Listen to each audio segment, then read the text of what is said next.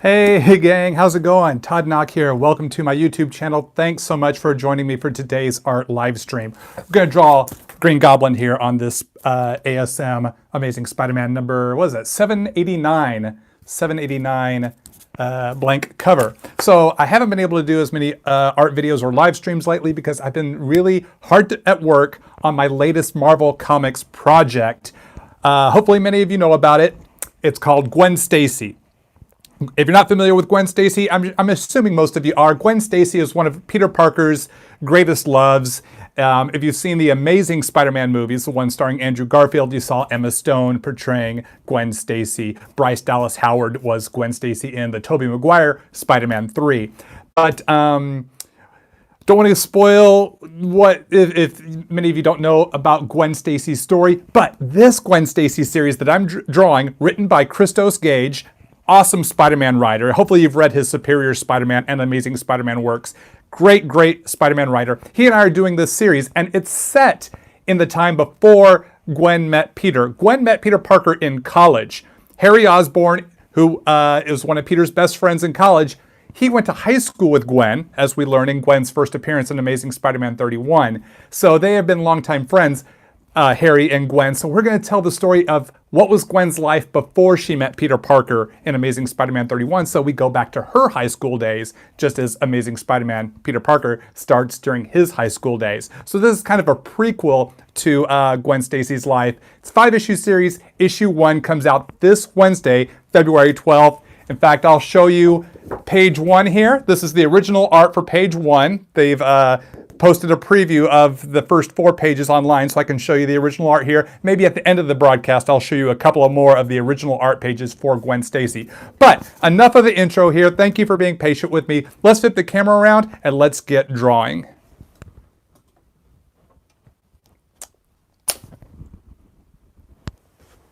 All right, let me readjust the camera here, and we can get cracking. Appreciate all of y'all joining me here. Got a new rig here with a new light. Love the light. The clamp here takes a little getting used to. I'll do my best to respond to questions. There we go. Questions and comments as I draw as best I can. So I can't promise I can respond to everyone's. In fact, this new clamp kind of obscures some of the comments. I'll see if I can adjust just a little bit more. There we go. So got this new rig with a new light, thanks to my friend Larry Stucker, who was my inker on Young Justice. He gave me this for Christmas. So really love this new light here. It is legit. So but I'm not as used to setting up a live stream with it. So I do appreciate you bearing with me here. Okay, I think we've got the camera and the art ready to go. So thanks so much, gang. Hope everyone's doing well. So yeah, we're just going to draw some Green Goblin on here. Probably just do pencil stage this video, just the pencils. So I'm going to start with my Pilot Eno red lead mechanical pencil. This is just for breaking down the body shapes.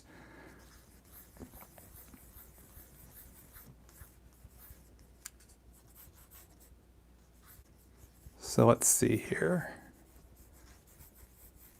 Just going to start roughing in.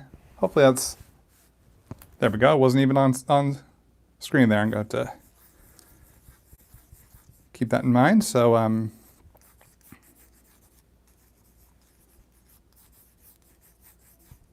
yeah, I'm just going to start roughing things in here.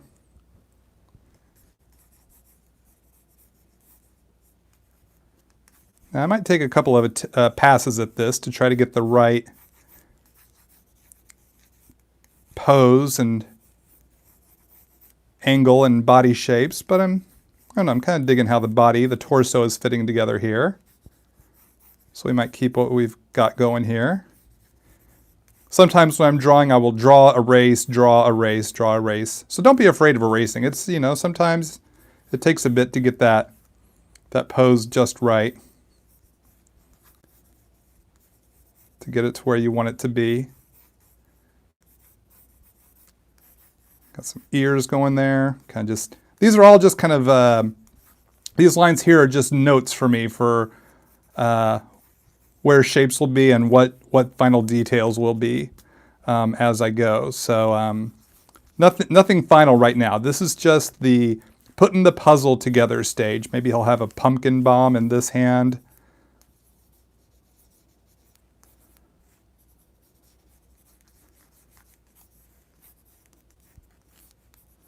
Maybe it's smoking.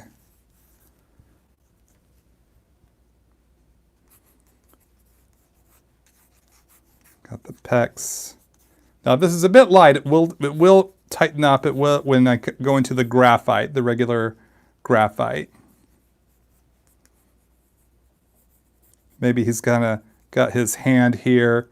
So we have the upper arm coming down and then down to the elbow, and then the forearm kicks back to where it overlaps in front of him. The overlap can be a nice sense of depth up to the wrist, and then the hand kicks forward and he's doing a creepy point like, I'm going to throw this pumpkin bomb at you. So we got the index finger here and the thumb kicking out to the side.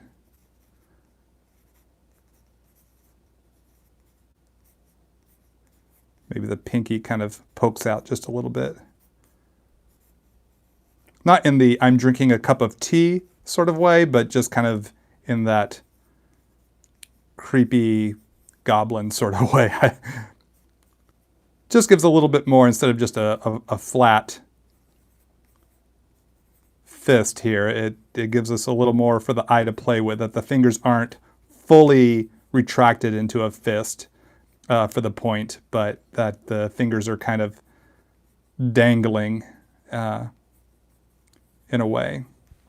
I'll tighten that up more as we go. We want to get to the graphite here so y'all can see a bit more. Hopefully that was on screen. I do apologize if it wasn't. Like I said, I gotta get used to this new clamp. Kind of obscures my screen a bit much. A bit much? Quite a bit. Maybe it's a better way of saying those words. Then the tail of his kind of cowl hat thingy curving around behind him. And then we'll have his satchel of bombs and razor bats and whatnots. Belt buckle. Okay. Now let's move into more of the tighter pencil graphite details here. So I'm going to start here with the face. Really haven't roughed in much of the face. So I'm going to be breaking it down and tightening it up as I go.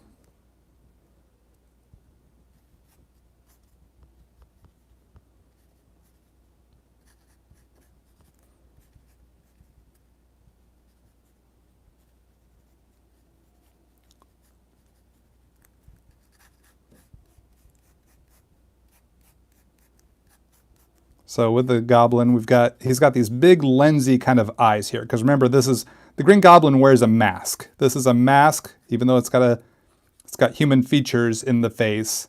It is a mask. So these eyes are not his actual eyes, but lenses that go over Norman Osborn's eyes. We'll use my need an art gum eraser here.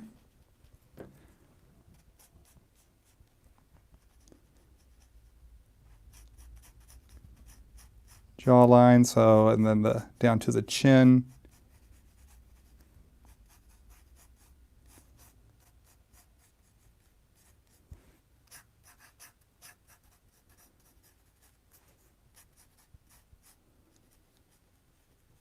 And then a big old goblin smile. So we got kind of like a hooked nose. Not a slender nose like the Joker. I feel that the Joker should have a more slender nose, but the Green Goblin has a bit more of a hook to his nose, a bit more of a schnoz there. And the Goblin has bigger cheeks because, like I said, this is a mask, not his real face like the Joker.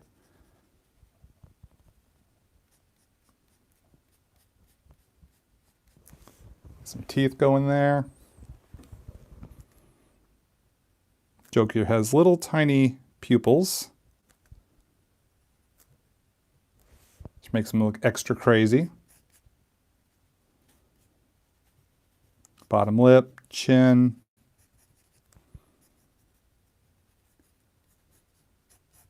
And we got the big old goblin ears. Those little folds inside the ear. Little canal fold thingies. Earlobes.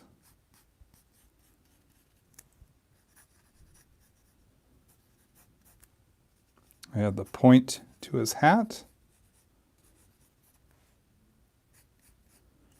Now his head is overlapping his, because he's hunched over, so his head's going to overlap his neck a bit. So we have the shoulders back up over here.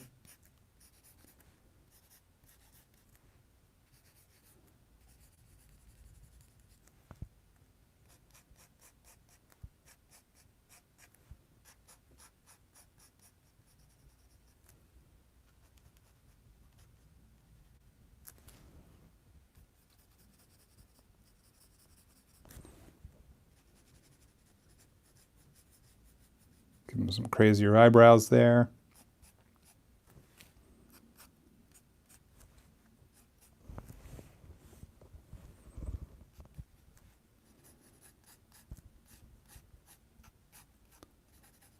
Like to run a little seam from the center of his hat that runs through the center of his head there.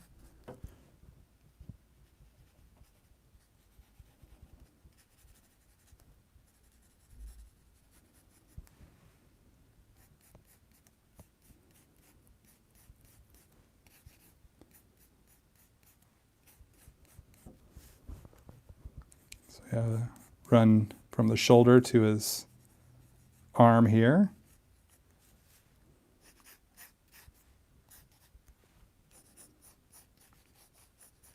And the other side.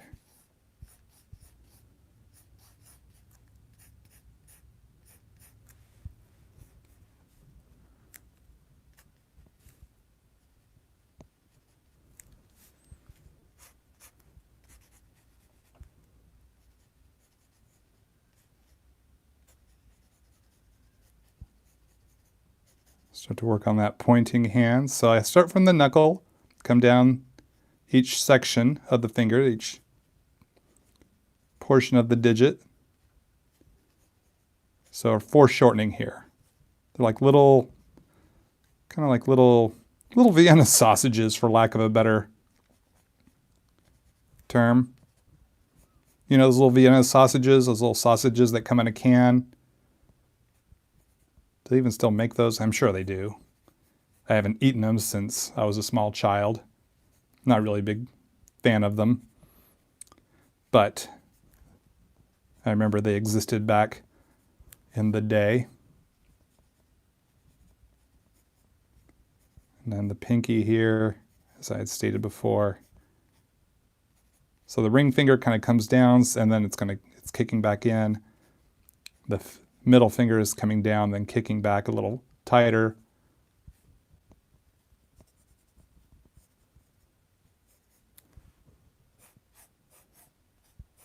We have kind of the tunic here. It's kind of wrinkling at where the arms meet the shoulders.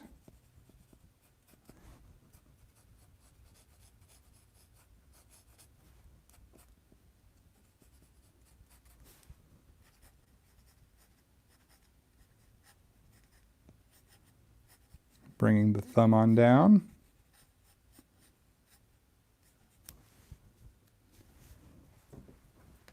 Let's adjust these pupils real quick. Now I see where his finger is pointing. I realize his eyes should be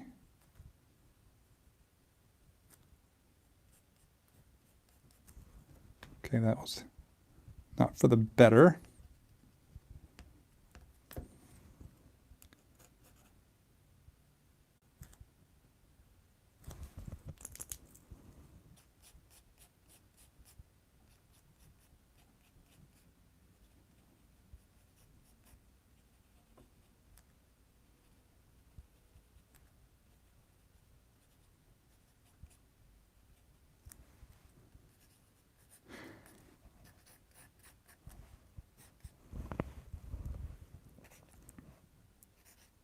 So I have the neck muscles here, shoulder muscles. The other side's more hidden because the head is overlapping from this angle. So I know that the back is kind of arcing through that way. And we have his pecs. Let's keep going with this arm here. He has these gloves that are all wrinkled up around his forearms. That's something to keep in mind.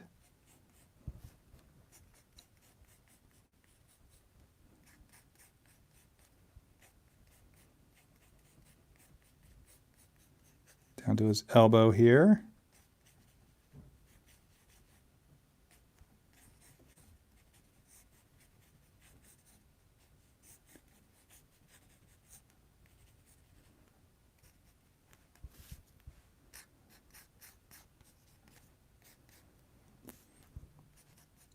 Now his right arm is tucked back a little bit.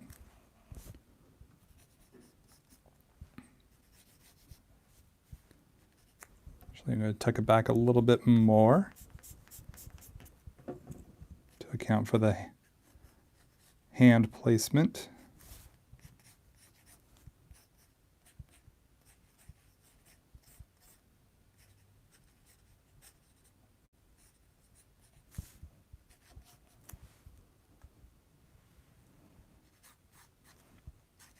And the strap here for his satchel, swinging down around.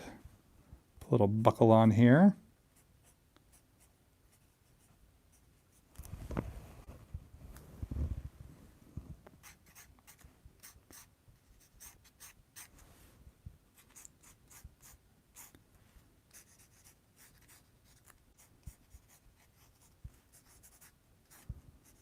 So his tunic tends to bunch up around him a bit. It's not a tight-fitting uniform.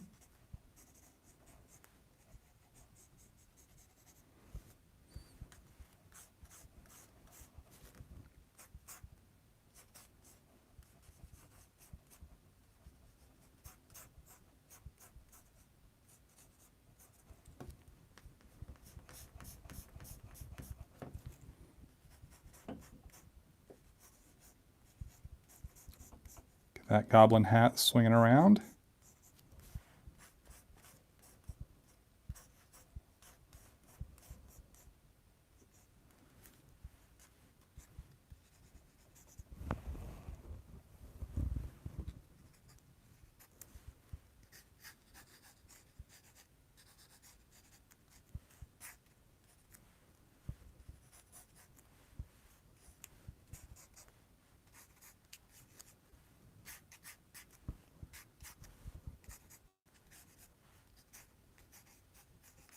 Sorry I haven't been able to respond to any comments or questions. A lot of the focus is going into the art here.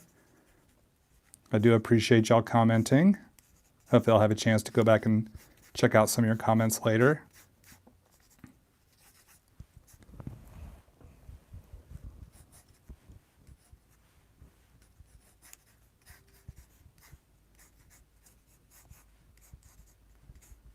So just kind of going over everything here, double checking. Oh, I apologize if I had the hat off screen. This is what I had drawn in just a moment ago.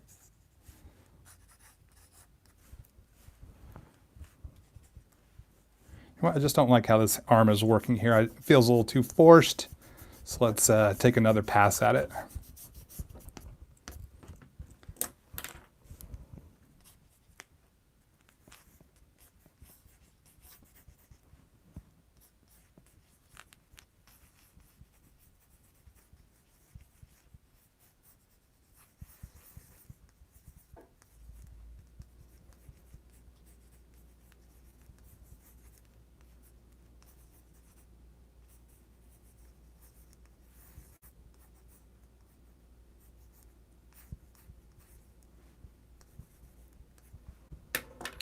I think I might like this better. Just kind of rework the angle.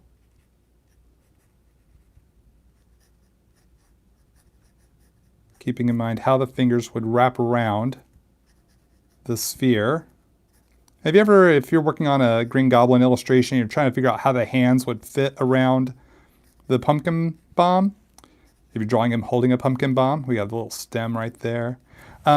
take a baseball. Take a picture of your hand holding a baseball or a softball or any sort of ball that is essentially pumpkin bomb sized, and look at it from different angles, and notice how your fingers wrap around the sphere. Put some jack-o'-lantern eyes.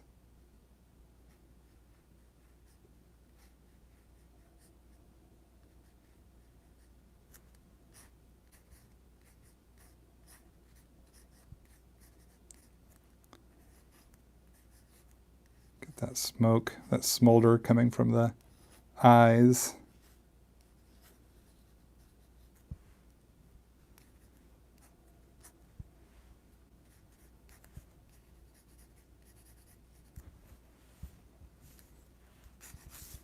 And then have his other leg here. Or actually his first leg. Haven't gotten to the other leg yet, technically.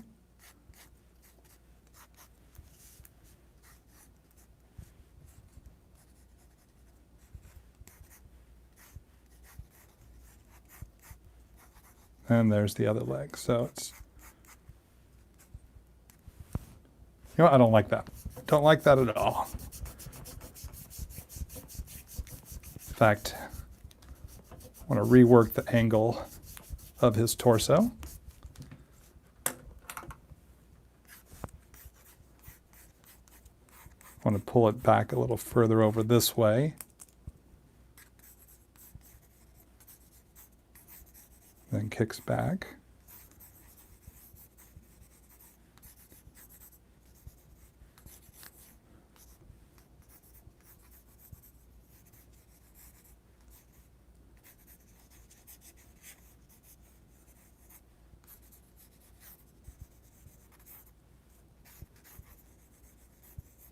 Bag was fine where it was. We can leave the satchel where it was.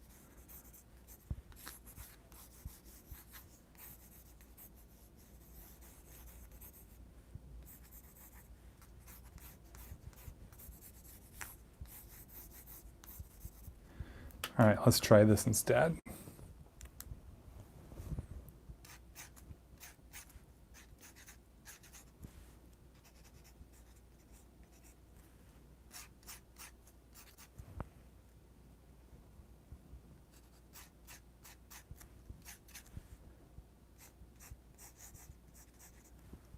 Yeah, I like how this is fitting a bit better.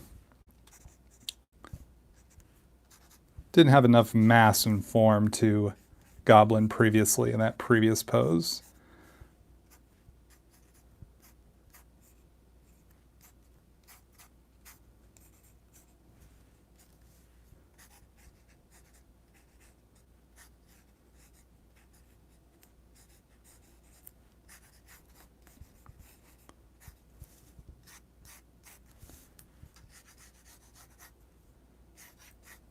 This is using the space a little bit better for my tastes.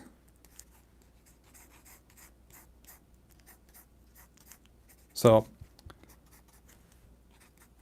sometimes we can't be so locked in on what we've put down, lines we've put down. We have to allow ourselves the freedom to erase and move in a new direction if we don't feel it's working.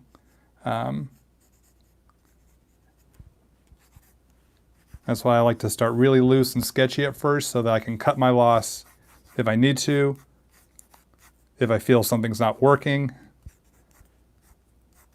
and try to save some time if I can.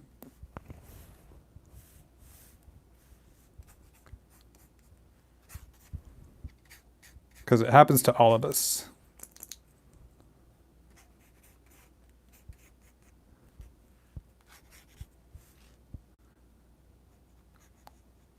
Doesn't always work perfectly the first time we attempt the illustration. It's a work in progress. It's putting a puzzle together, and sometimes you need to allow yourself that option of making the edit as you go when you realize it's not quite Not quite working, not quite there.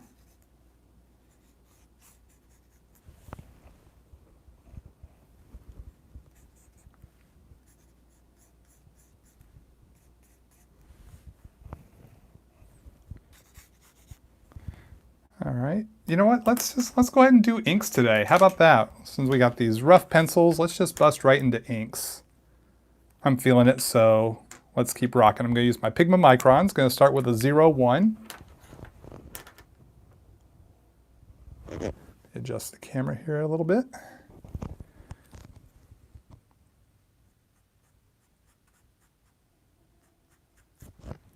This is where I'm really going to bring the details here. Is in the ink stage. The pencil stage is just giving me the groundwork that I can then build off of to bring the details in the inks. This is where the rubber's going to meet the road. This is where the details will really get fleshed out.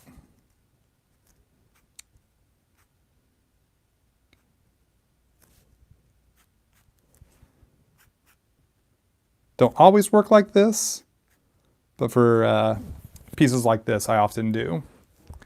But for my regular comic book work, I do pencil a bit more tightly. Gonna switch back and forth with a few different pens. Now I'm gonna use the 005 to really get the fine detail line that I want for the nose.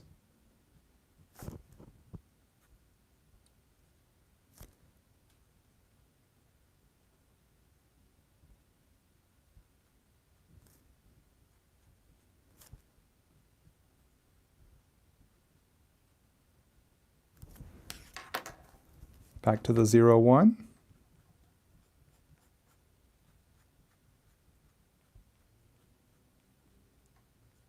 Now this will just be a black and white video. We will definitely not have time to add color to this one.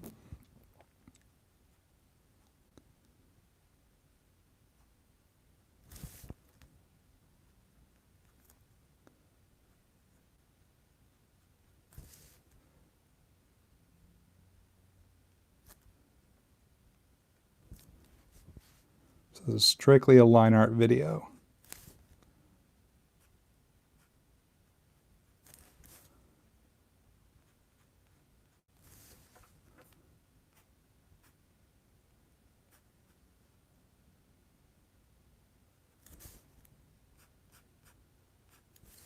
Got these striations that pull from the side of his face there, so I'm keeping those things in mind. Pop in a little chin there. Got the jawline here.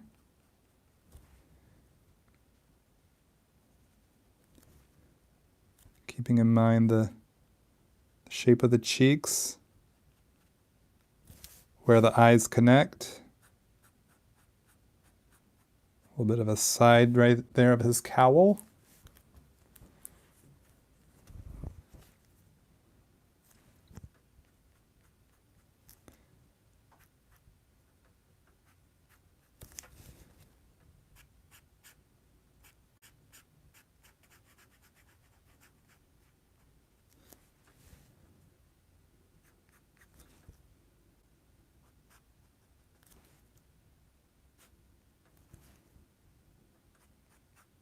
The top part, or that pointy part of his cowl. A few little more wrinkles on his brow there.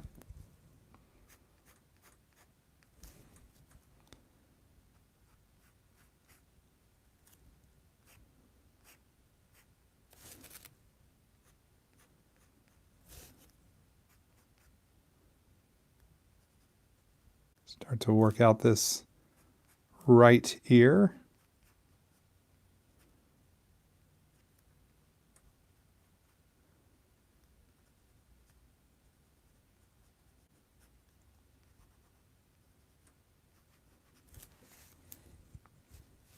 Let's tackle this left ear now.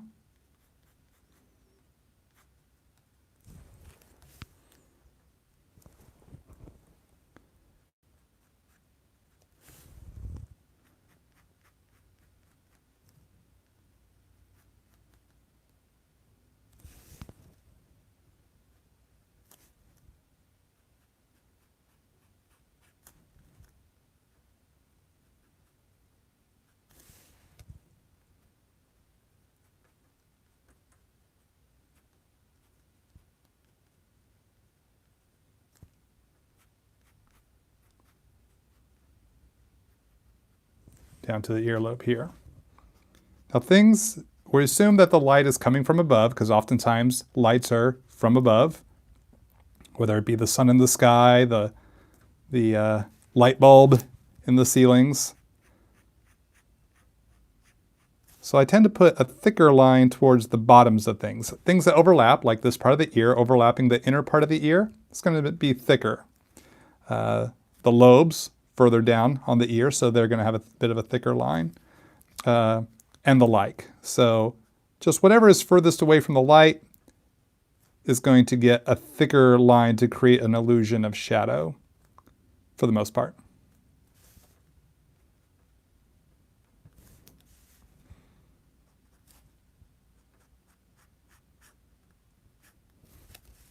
So I'm still using that 0, 1.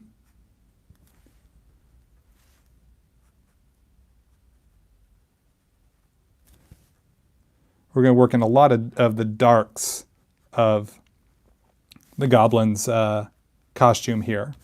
So where I didn't really draw in a lot of dark shadows, that's really going to come here in the inks. I'm going to switch over to the 0.8. It's a broader tipped micron. And just keep on trucking.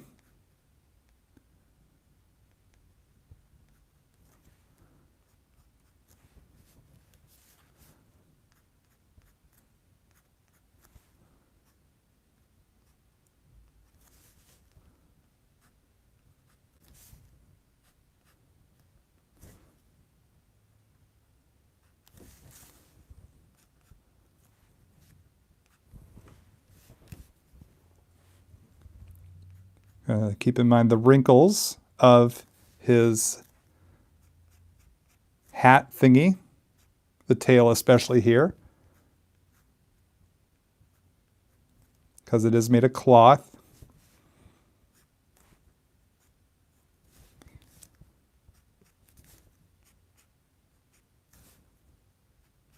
So it's going to have these little wrinkles and folds in them, which can be a lot of fun to draw if we take the time to learn the shapes.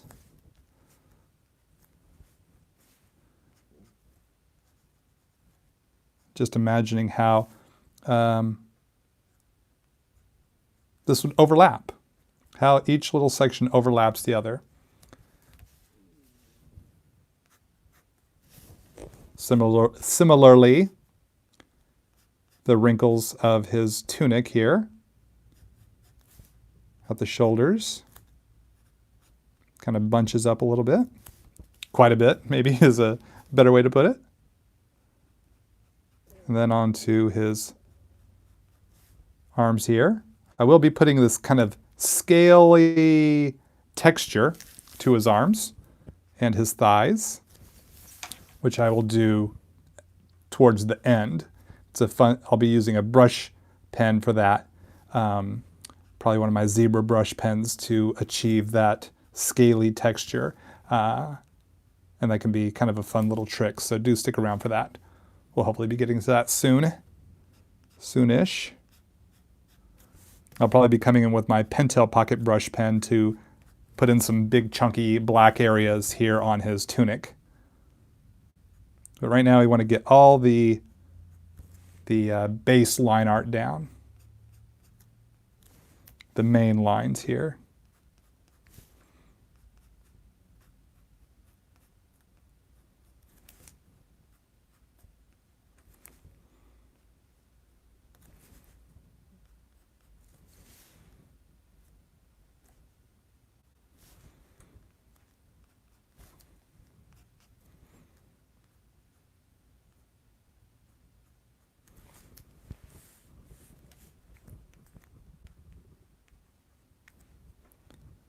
See. So the smolder of the pumpkin bomb's eyes are in the foreground, or the smolder is the most foregrounded. So I want to work that in first.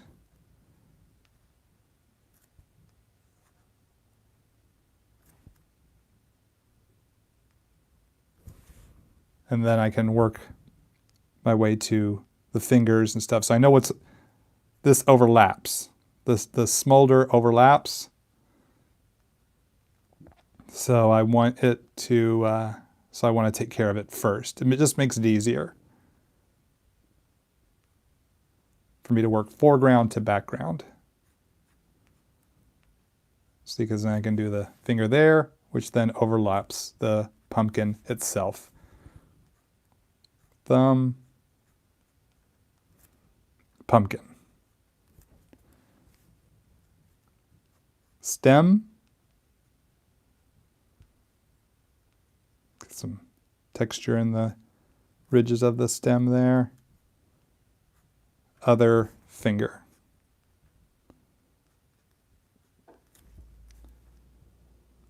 A little bit of pumpkin, another finger, and then the pinky right there. Then we can just finish out the pumpkin. Go switch back to my 01.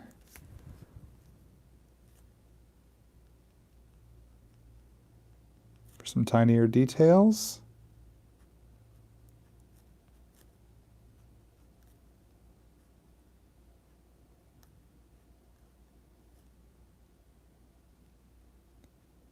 Got the inside of the mouth there. Then we've got the pumpkin segments here. You know how it has those ridged segments? So we're gonna drop these lines in here.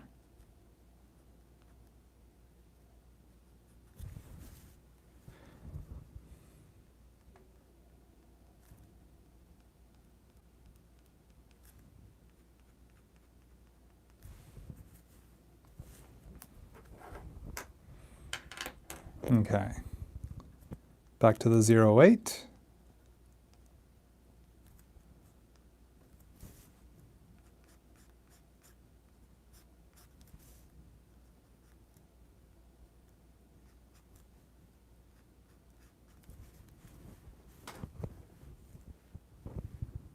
Then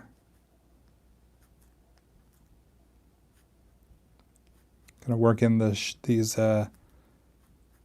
kind of coiled, it's like a coiled shape here of the gloves kind of bunching up around Goblin's forearms. They don't, you know, it's like they don't fit tight and clean like Spidey's do. They fit more loose. So there are these folds that kind of overlap and intertwine amongst the amongst themselves.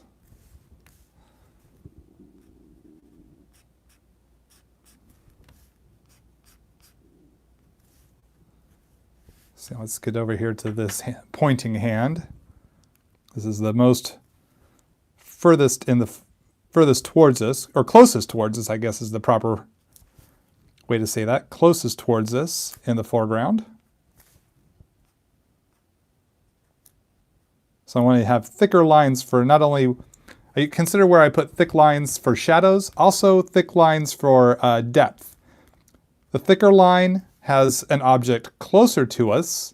A thinner line gives the feeling of the object moving away from us. So that's another reason, or another thing I consider when I'm doing my thick and thins, my line weights, is what is coming towards us.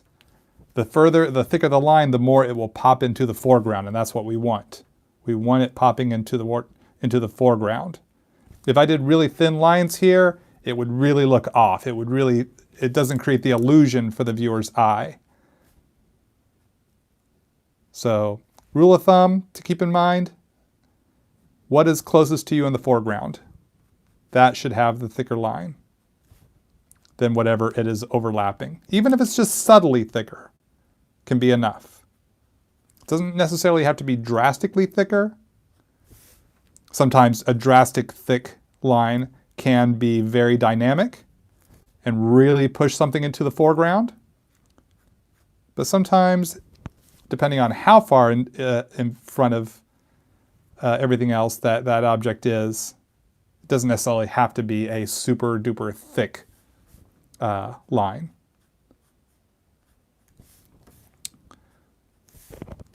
Another rule of thumb is you can start thin, and then as you go, look at what needs to be pushed towards the foreground more.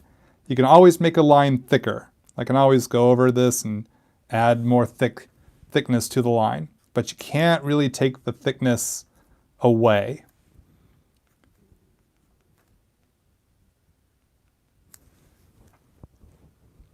It's like getting a haircut. They can always take more off your head, but they can't put the hair back on.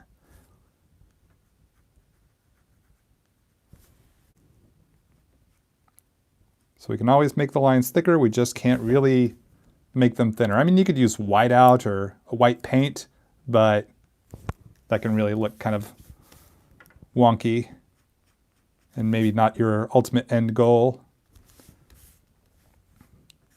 I'll be coming in with the brush pen to create more darks through here, because everything that's purple is going to have a nice dark shadow to it. But we're not quite there yet. But we'll see that in the hat, the tunic, and the gloves. And we would see that in the boots if we could see his boots. The boots get the same treatment as the gloves. All bunchy and wrinkled up around his legs, his shins for his boots, just as it is his forearms for his gloves.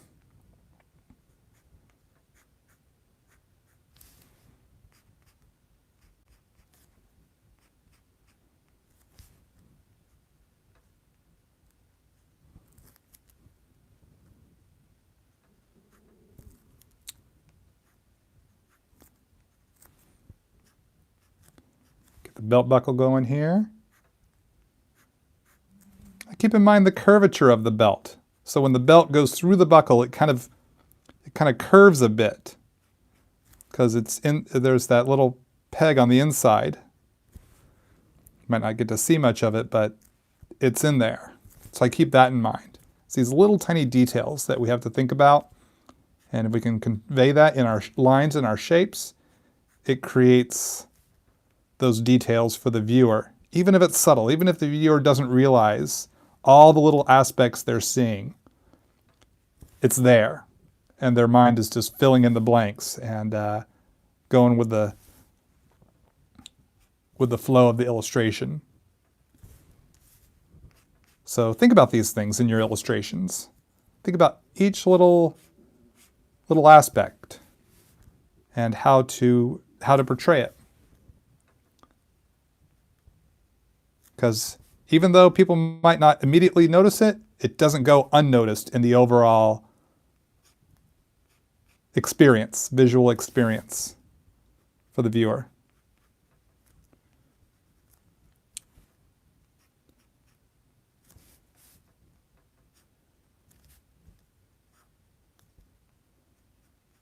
Like his bag here. I don't have it snapped closed. It's flaring, the top is flaring open here a little bit because he just pulled out this pumpkin bomb over here. So I'm creating that's a little tiny story element. One that we might not even think about or really pay attention to or notice, but it's there, it exists. Put a little shadow there on the back portion of the strap. So it's just a little tiny subtle thing. It creates more shape, more movement. It gives the viewer's eye a little something more to play with. That's what our drawings are, is a chance for the viewer's eye to play. Every little thing they can look at, whether they notice it or don't notice it, their eye is playing with it. It's the candy that the eye gets to enjoy. So you want to think about these little tiny things. That doesn't mean to overly obsess about every little thing, but you know, every now and again you can think, oh, what would make for an interesting shape? What would make for a fun story element in this image? What's happened? What is happening? What has happened? And what can I convey? He's got here on the bottom part of his tunic, the trouser area, we're going to have some bunched up lines here on his shorts.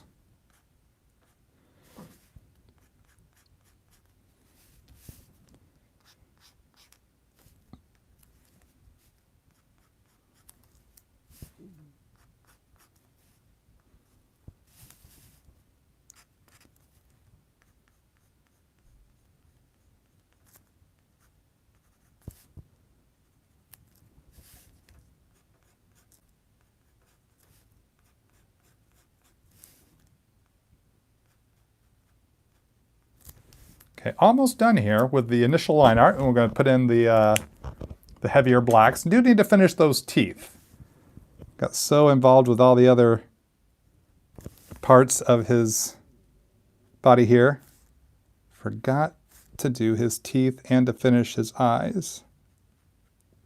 So I'm using the 005 here for these tight, tiny, finer details.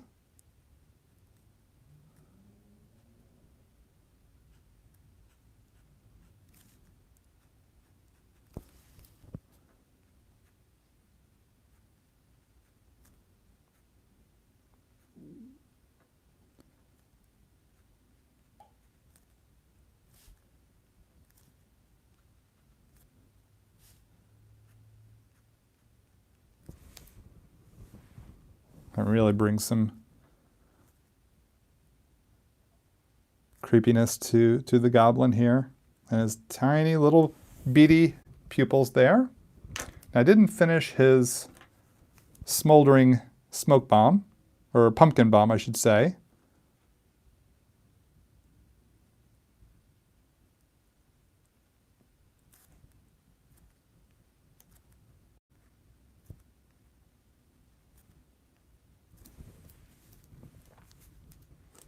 So, okay, that takes care of that.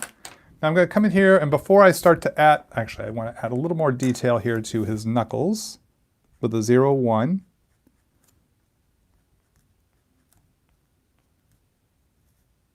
A little seam that I started there on his thumb of his glove. I want to reflect that in the other fingers, and I want to reflect that in the other hand. Maintain that consistency as much as I can. Okay, now before I go in and fill in with the black, I just want to erase all these pencil lines. Just go ahead and take these out now using my kneaded art gum eraser.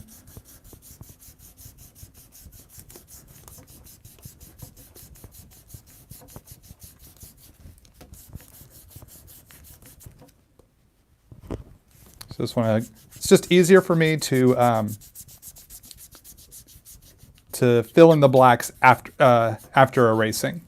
Fill it in before erasing, sometimes the paper can tear, or from the ink, the Pentel pocket brush pen ink, for some reason it will tear the paper if I erase over it, or it could lighten the artwork. Now using the kneaded art gum eraser, I don't have as much problem with the lightening of the lines. As you can see here, these lines are not graying out. So that's a good thing, that's a plus. So let's come in here with the Pentel pocket brush pen, and let's put some cuts in.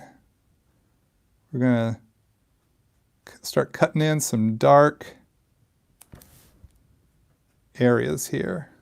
Now with the goblin is nice because he's a villain, it's chaos. We can have these weird kind of chunky black areas.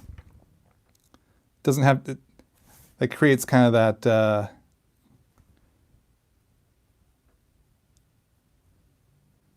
chaotic feel. You know, he's crazy. He's out there. He's not your, you know, he's not the crisp, clean, laundered costume.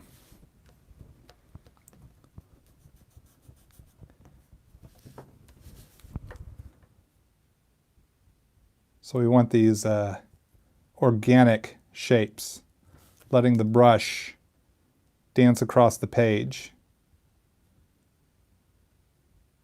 Takes a lot of practice, definitely takes practice. I could not do this the first time I started using the Pentel Pocket Brush Pen. And I still practice, I still learn new tricks.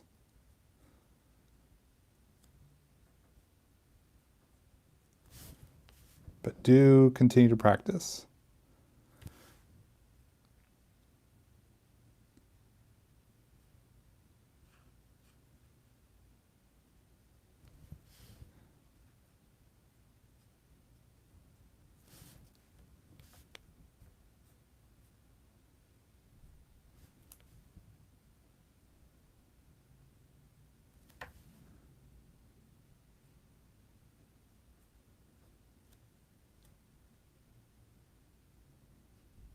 Keeping in mind the shapes, all the shapes come into play. The shape of his pecs, as well as the shape of the wrinkles of his tunic, are things I'm going to keep in mind here.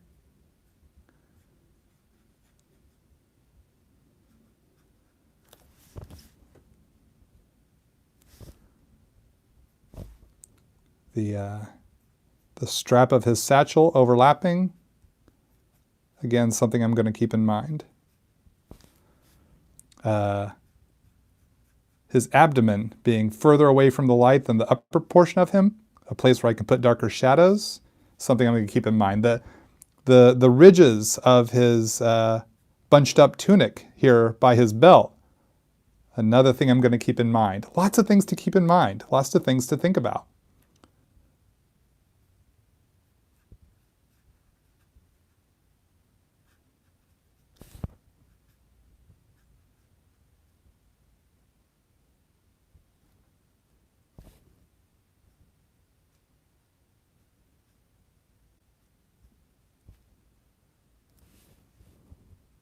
Now inside of his glove.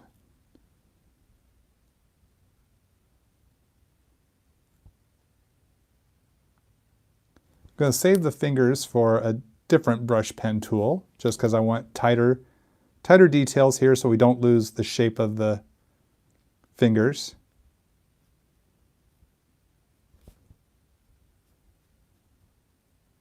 So here on the undersides of the bunched up gloves,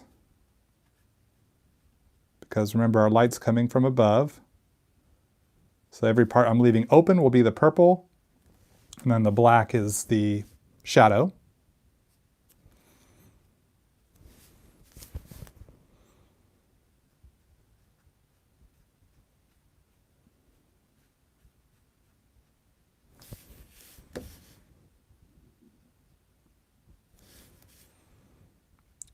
Down here in his shorts.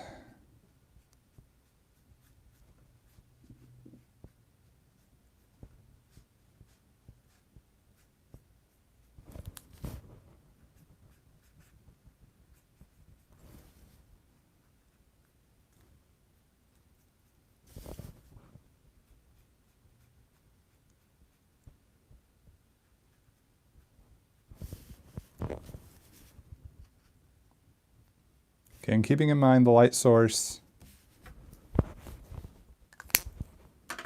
and the shapes. Light source and shapes. Light source and shapes.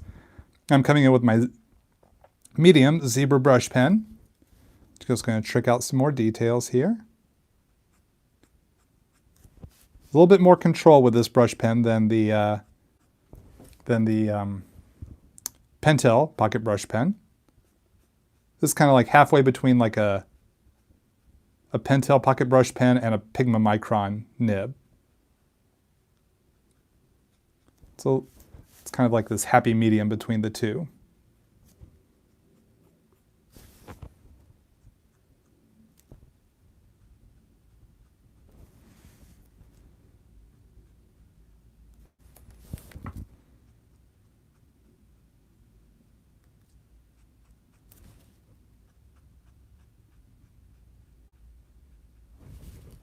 I can start to render out some details here, some fades.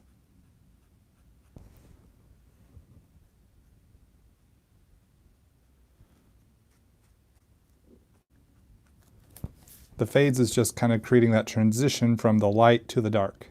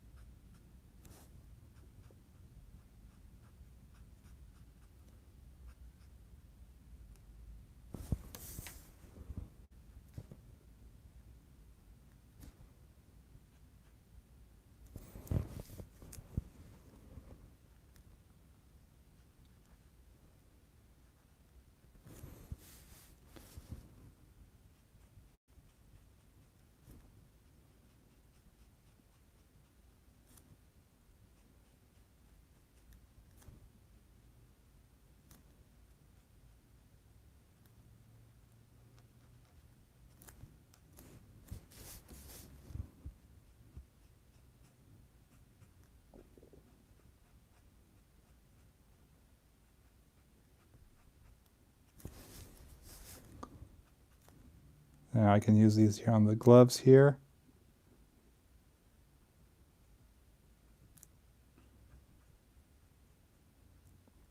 To really have the control to create the shapes that I want.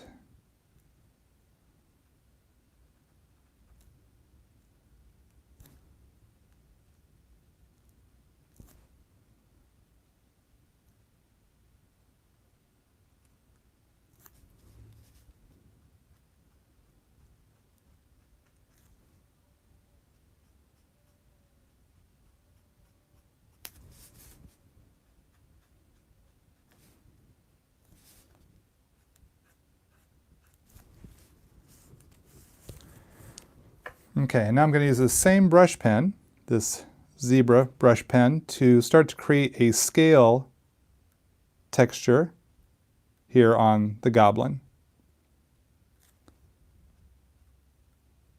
Keeping in mind my light sources from above, I'm going to create these little scale patterns here, getting smaller as I move towards the light source.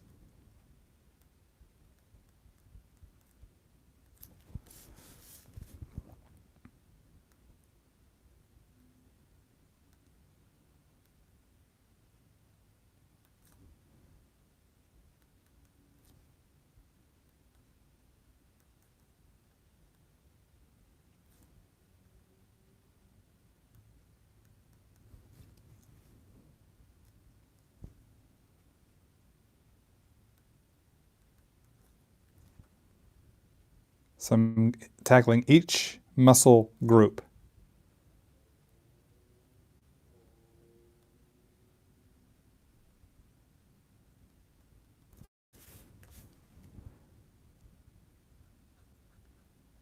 Considering the shape of each muscle group as to how these scales would wrap around.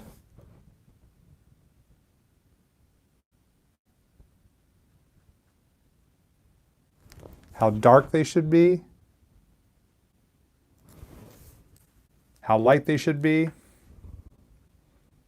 These are all the things I keep in mind. Now, I've done this tons of times.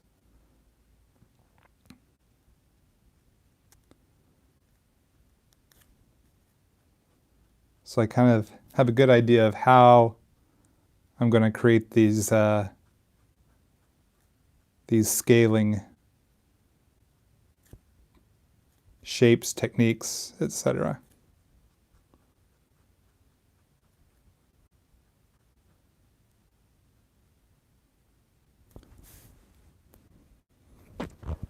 Actually, I do want to put myself a little guideline in here. We have that quad muscle there. So for that side,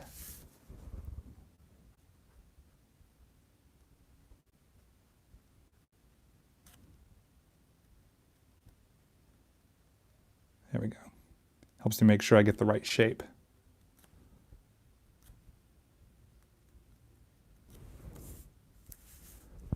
I'm going to need that on this side too, so I might as well go ahead and throw in a guideline right there real quick.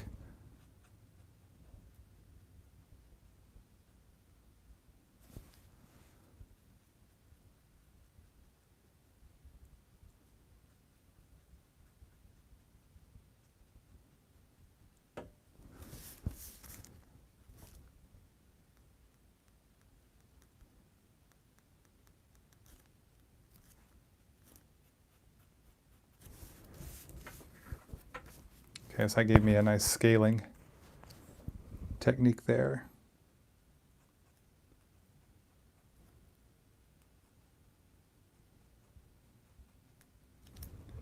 I'm going to come back in here with my 0.1 micron. Just add a few more details. Just kind of tighten some things up.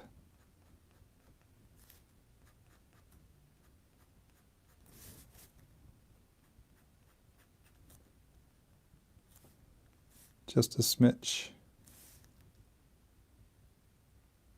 Some little tiny details.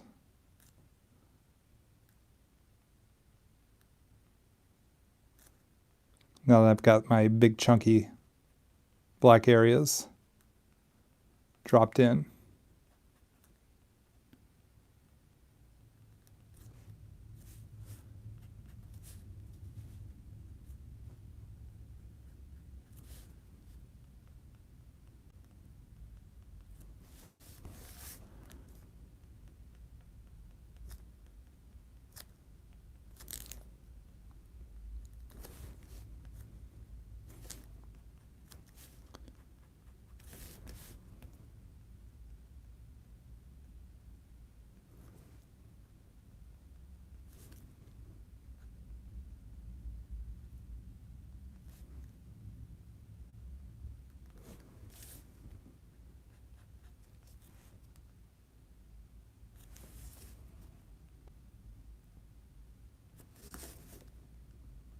Going across each little finger here.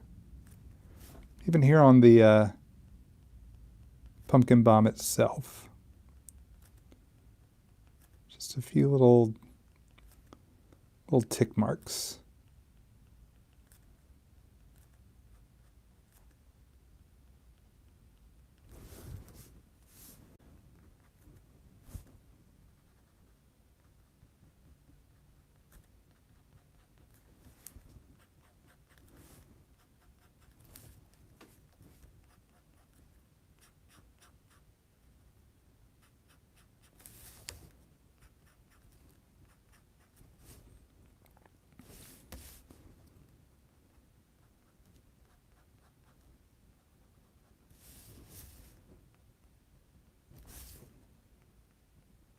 Through the shoulder muscles there.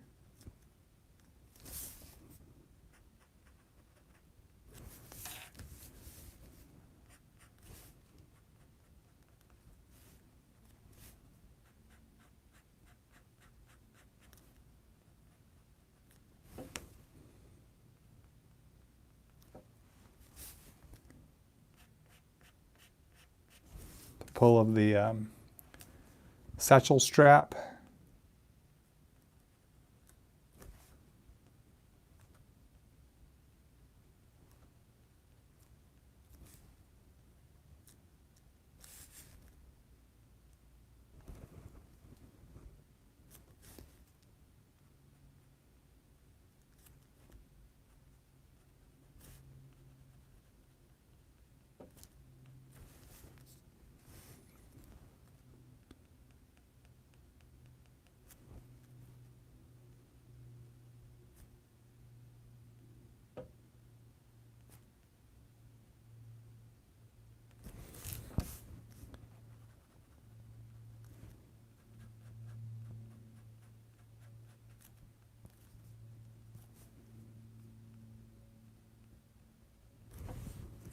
Just kind of enhancing those fades there just a bit.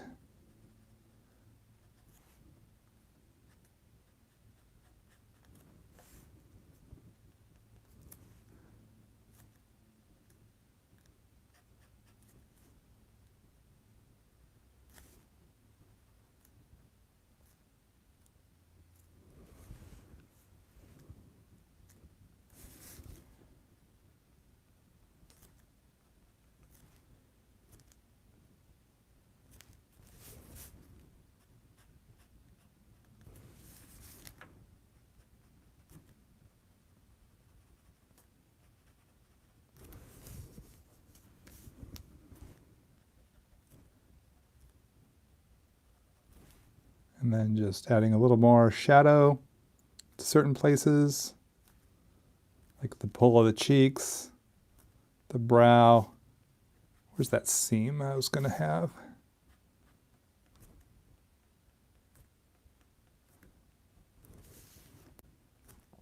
There we go.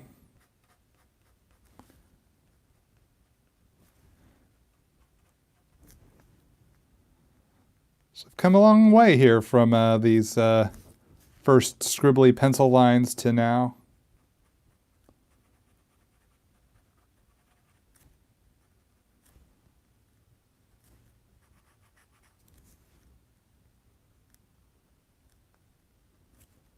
That's kind of the fun of the journey of it all. Is starting from the first step, working our way through the steps to where you get to hopefully something close to your initial vision. Always allow myself the wiggle room to let the vision change as I start to apply the lines to the page, start to create the shapes. Allowing myself that freedom to let the art kind of tell me what it wants to be, and not rely just strictly trying to force whatever I have in my brain. Allowing myself that wiggle room to edit and change as I go can allow me to really have fun in ways that I might not expect, because I'm not so rigid in it must be exactly the way I see it in my brain. That sometimes when I start to put the lines down on the paper, I realize, you know what? I think it would look better if I do this or that, or I'm not quite getting it the way or where I want it to be, and I need to make some changes as I go. And that's completely okay, as y'all saw me work earlier in the video when I reworked the lower part of his body here, because it wasn't really, I was not happy with how it was coming together. All right, we'll leave the background open, so in the future video we'll do color. So right now we'll just leave it at this for the time being. And then if and when we do the color video, I'm sure we'll do a color video at some point here. We'll see what we might want to do for the background. Just beefing up some lines here.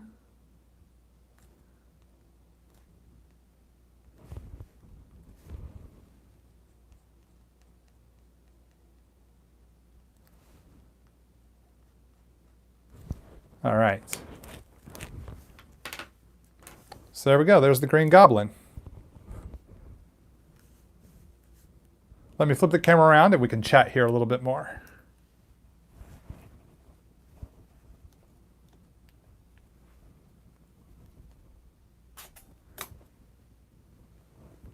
Hey gang, let me plug back into the rig.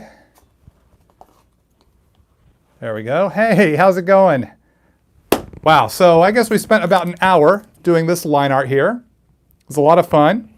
So yeah, looking forward to getting a chance to doing a color video. I should have a shot of this on my Instagram here. If not later tonight, then tomorrow, and I'll post a link in the video description below when I have this available for you to see the finished piece.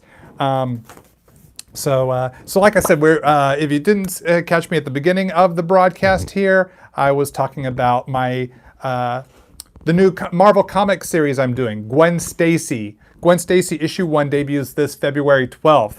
I had shown the first page here. This is the original line art for page 1. We have Harry Osborn and Gwen Stacy here, as you can see. Student council elections are coming up, and Gwen is running for an office, is how we start our story. This 4-page preview can be seen online, and we'll show you a little bit of page 2 here. So you see that the student body is interested in anything else other than student council elections, whether they're napping, making out, shooting spitballs, and Gwen is campaigning for her office here. So this is some of the line art. You can find this 4-page preview on Comic Book Resources, cbr.com. There's also a link on my Twitter account. think I've retweeted that CBR post so you can see some of the goings on. So that's the line art for the first three pages of issue 1. It's a lot of fun. I'm having so much fun doing this series. It's a 5-issue miniseries.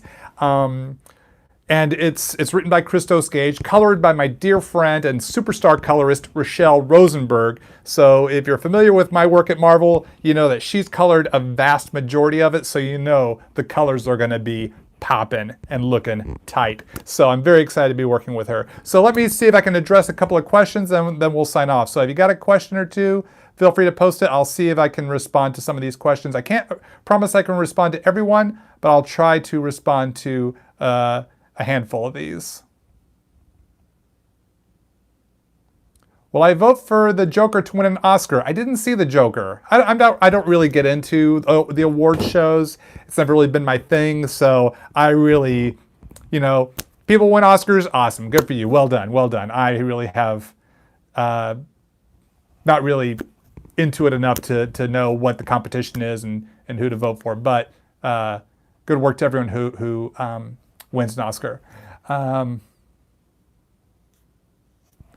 Let's see. Will my Gwen Stacy original art pages be for sale? Yes, most of them will be for sale. You can email me when the book comes out. If there's a specific page you're interested in, feel free to shoot me an email. I'll respond with price and shipping options. That email address is mail, M-A-I-L, at Wildguard, W-I-L-D-G-U-A-R-D. That's my creator-owned series, Wildguard. Mail at wildguard.com.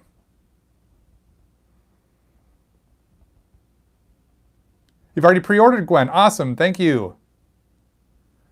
Let's see, have I ever had problems with a Pentel pocket brush pen drying on watercolor paper? No, I have not had problems with it drying on watercolor paper. It dries just as well on watercolor paper as it does for Strathmore Bristol board, from my experience. Or even these sketch covers, which if you get one of the more recent ones, it's going to be more of a Bristol board type of cover. Thoughts on penguins? I think they are the best dressed of all animals. I mean, they wear a tuxedo all day long, so got to give it up for those penguins. Art commissions? I do art commissions. My studio commission list is closed due to an overwhelmingly long list. Once I complete that list, I will reopen for art commissions, and when I do, I will announce on toddnauck.com and on my social media. But that will be quite a long wait because of my work deadlines and convention travel. I'm not able to get as many studio commissions done as timely as I would like, but I am working through the list, and if you're on the wait list, I will be getting to you. If you're not on the wait list, unfortunately you have to double wait for me to finish off that wait list and then reopen for a brand new list. And like I said, I'll be announcing when that opens. It'll probably be well over a year, maybe more, unfortunately. All depends on how busy I am. But when I do, I'll have a whole new procedure for studio commissions. What's my take on Ultimate Green Goblin versus Classic Green Goblin? It's been a while since I've read Ultimate Spider-Man, which had the Ultimate Green Goblin. I would say my take is that Ultimate Green Goblin is pretty much the size of the Hulk. And I'll leave it at that. Am I seeing any cool shows? I am currently watching Goldbergs on Hulu. I'm into season 2 and loving it. Loving it. Favorite villain? So many favorite villains. Where do I even begin to start? What are the pro cons using watercolor brush pens instead of like Copic alcoholic markers? Pros and cons, I mean, they're two different experiences. Watercolor is gonna, it's more of its own animal. It's gonna do what it wants to do. Hopefully you've seen my watercolor and Copic videos here. Pros and cons, I don't know if I have any pros and cons. They're just two different experiences which can be fun in their own right because they for their own merits. So I can't really give a pro and con off the top of my head, at least. I enjoy both. I will definitely say that. Those are the two pros there. Let's see. Thanks for all the Clip Studio paint tips. Learning digital is a ton of fun. It is. I'm glad I finally feel comfortable with digital to use it more in my work here. How did I first start commissioning? I started at comic book conventions. This is where I kind of first started doing commission art, was at comic book conventions, and then that led into doing studio commissions.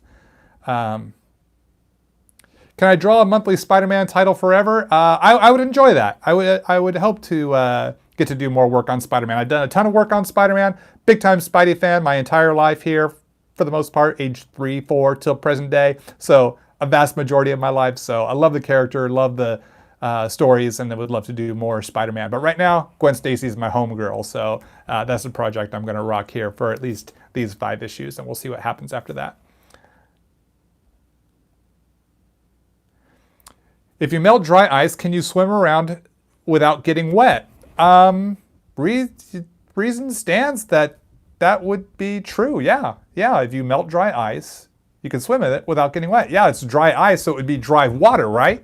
Because if water makes ice, dry water would make dry ice. So yeah, absolutely. One would think, but dry ice, you don't want it to touch your skin because it will burn you. So I would say don't do it, because dry water that makes dry ice would probably burn you. So don't do it. That's my advice. Don't swim in dry water made from melted dry ice, because if dry ice will burn your skin, then dry water will burn your skin. And I don't want anyone to get burned. So you won't get wet, but you will get burned. So my advice, do not melt dry ice to swim in dry water. Bad idea, bad idea. Do not do it. You hear me? Do not do that.